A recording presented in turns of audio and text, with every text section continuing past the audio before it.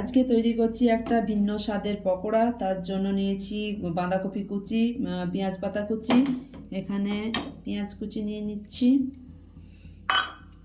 লঙ্কা কুচি দিচ্ছি, এখানে নুন হলুদ দিয়ে ভেজে রেখেছিলাম শামুকটা, সেটা দিয়ে দিচ্ছি,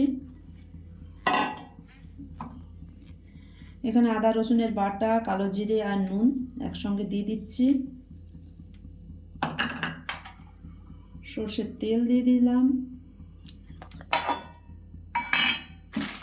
আর এর সাথে দিয়ে দিচ্ছি বেসন। সব কিছু দিয়ে মেখে নেব। এর সাথে হলুদ গুঁড়ো আর কাশ্মীরি লঙ্কার গুঁড়ো দিয়ে মেখে নিচ্ছি।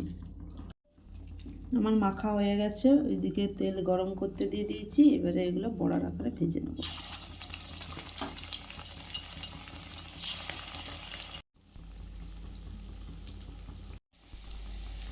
বড়াগুলো আমার দু পিঠটা ভাজা হয়ে গেছে লাল করে। এবারে বড়াগুলো তুলে নেব আমি।